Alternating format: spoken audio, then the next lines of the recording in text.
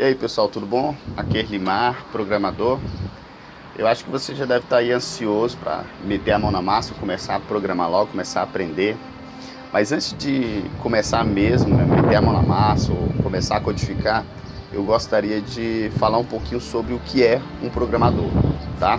Queria esclarecer para você mais ou menos aqui, talvez até tirar algumas dúvidas, para você ter noção mais ou menos do que se espera ou como que vai se basear aí o curso, né? A resposta mais óbvia dela é: um programador é quem cria programas de computador, né? É óbvio, simples e às vezes até vaga essa resposta, né? O que que acontece?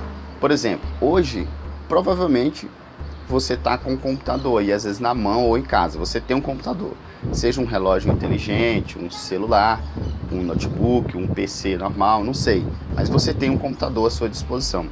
E o legal é você saber que há muitos anos atrás, quando começou essa tecnologia e começou a existir a profissão do programador, esses mesmos computadores com o mesmo potencial, às vezes até menos do que o que você tem na tua mão hoje, por exemplo, você está com um celular, eles eram feitos especificamente para grandes empresas, para fazer folha de pagamento, para fazer cálculos, coisas empresariais, né? E hoje você tem um computador que está na tua mão, né? Você tem um celular, um dispositivo, que ele tem muito mais potencial do que computadores daquela época. O computador, por exemplo, que você tem na sua mão, ele tem sensor de proximidade, ele tem câmera, às vezes duas câmeras, frontal, traseira, às vezes até mais câmeras do que isso. Ele tem sensor de movimento, ele tem antenas de rádio, AM, FM, de longo alcance, de curto alcance, tem antenas de Wi-Fi, de 3G, 4G, uma série de outros sensores que tem no seu celular, ou seja, no seu computador. É um computador com bastante potencial. Só que olha o que acontece. Você normalmente usa o teu celular para acessar o YouTube, ver alguns vídeos, mandar e receber mensagem, ver fotografias, tirar fotos. Basicamente você usa o computador para fazer o que já está determinado. Só que esse computador ele pode fazer qualquer coisa. Ele é um computador igual ao outro computador, um mainframe, que é aqueles computadores gigantes que as pessoas usavam antigamente e até hoje ainda usam. Um computador de grande porte que está nos servidores, por exemplo, do Facebook, do YouTube, da Google. O teu computador, ainda que com menos potencial do que eles, ele pode fazer exatamente a mesma coisa se você souber programá-lo. Imagina, com todos esses sensores que eu te falei que ele tem, com todo esse potencial, você pegar o seu celular e criar uma nova coisa com ele. Um programador pode fazer isso. Então o seu celular é um computador, você tem computador às vezes na sua casa, um notebook, um computador de mesa, um relógio inteligente, todos esses são computadores. E o programador é aquele que consegue escrever programas para esses dispositivos. Existem algumas áreas específicas que a gente cria programas, né? Eu vou colocar aqui de uma forma bem simples para a gente entender. Existem os programas de computador ou softwares que são mais voltados à parte imaterial, vamos dizer assim. Programas invisíveis ou imperceptíveis, invisíveis e outros, né? O que são esses imateriais? São basicamente softwares que são de especificação. Então, por exemplo, protocolos. Aí você tem TCP/IP, HTTP, talvez você nunca ouviu falar nisso, mas eles são um tipo de software, ou seja, de especificação de software, de pessoas que entendem de equipamentos de computador que especificaram eles. Talvez esses TCP/IP, HTTP você não conheça, mas tem, por exemplo, um protocolo chamado IEEE 802.11, mas essa é a especificação da nossa Wi-Fi, né? Todo mundo usa Wi-Fi, mas essa é a especificação dele. Talvez outras especificações você conheça mais pelo nome popular dela, que é, por exemplo, 3G, 4G, 5G. Isso são especificações de softwares. Programadores, engenheiros especificaram e criaram essas determinações. Os programadores também podem fazer isso, criar protocolos e determinar padrões. Outros são os softwares imperceptíveis, que é, por exemplo, o kernel do sistema operacional, drives de sistema operacional. Você provavelmente nem se preocupa com isso, mas o seu celular tem isso, o seu computador pessoal tem isso. Quando você abre ali um programa de computador qualquer, ele só funciona porque existem esses softwares lá dentro. Então, programadores também criam esse tipo de softwares. Aí eu coloquei aqui algumas listas de kernel de sistemas operacionais. Hurd, Minix, Match. O Linux é talvez o mais conhecido dos kernels. Mas todos esses, o Hurd, o Match, o Minix, o Linux, são kernels usados em sistemas operacionais, né? O Linux, por exemplo, a maioria das pessoas conhece o sistema operacional como Linux, mas o sistema operacional é GNU Linux. e o kernel só é o Linux. O kernel sozinho não faz nada, mas todo o resto sem o kernel também não faz nada. O Windows tem, o macOS tem kernel, tem drive de sistemas operacionais. Então esses são um tipo de programas imperceptíveis, que ninguém percebe eles, mas eles precisam ser feitos e são os mais complexos de se fazer e os mais importantes. Aí nós temos os programas visíveis, né? Photoshop, Word, Excel, PowerPoint, o Google Chrome, Firefox, são programas que você usa ali no seu computador no dia a dia, são programas perceptíveis. E você também tem os aplicativos, né? YouTube, Facebook, Twitter, WhatsApp, Instagram.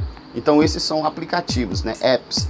Então você tem aí os imateriais, que são protocolos, você tem os imperceptíveis, kernels, drives, você tem os aplicativos e os programas de computadores. Todos esses são softwares e nós, como programadores, nós podemos escrever qualquer um deles. Eu não estou aqui para poder te ensinar a escrever só programas web, só aplicativos. Não, nós iremos aprender a programar de uma forma geral.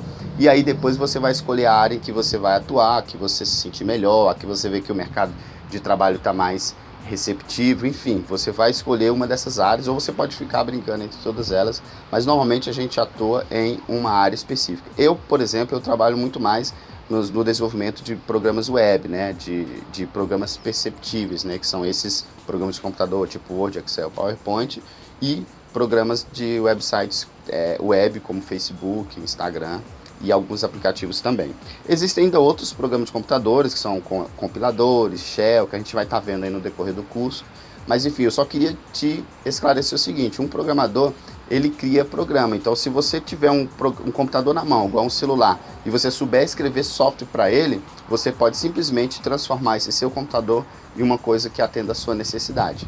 E no geral a gente tem esse tipo de programas. São os imateriais, protocolos que a gente conhece, tipo 3G, 4G, os imperceptíveis, que são os kernels, drives, que a gente nem sabe que existe, os programas de computadores, os aplicativos, que são normalmente esses que a gente entende por programas, mas são só um tipo deles, e tem vários outros tipos que são menos utilizados. Mas o mais importante disso tudo é o seguinte, eu queria dizer, pensando em mercado de trabalho, há um tempo atrás existia assim, na minha época, né?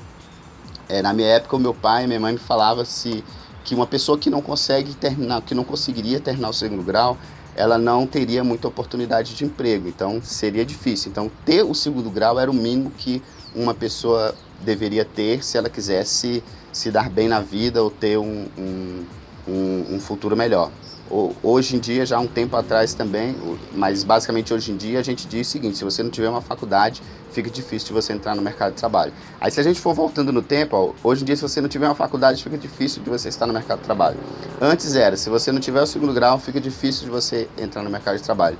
Antes ainda era, se você não soubesse ler e escrever, ficaria difícil de você entrar no mercado de trabalho. E hoje nós estamos entrando numa época onde, se você não souber programar, vai ficar difícil de você entrar no mercado de trabalho. Porque tudo hoje em dia é computador. Então, todas as empresas, ainda que se você parar para olhar, até às vezes a padaria ali do lado, eles já estão querendo criar um aplicativo ou tem um aplicativo para poder fazer o atendimento. Então, até mesmo uma coisa mais simples ali no vizinho já está pensando em automatizar. Então, é um mercado de trabalho onde se precisa muito de programadores. A demanda é muito grande. Nós temos 7 bilhões, mais de 7 bilhões de habitantes no mundo.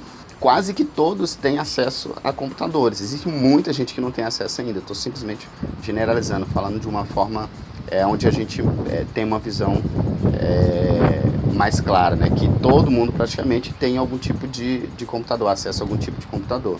Então, assim, programadores são extremamente necessários e se tornam cada vez mais necessários. Daqui a pouco a gente vai chegar a um ponto que, se a pessoa não souber programar um computador, nem que seja minimamente, fica difícil de ela entrar no mercado de trabalho, porque qualquer empresa que preste serviço para a população, vai fazer isso de uma forma automatizada e vai precisar de profissionais capacitados. É como você saber ler e escrever, ou como você ter um segundo grau de antigamente, é você saber programar.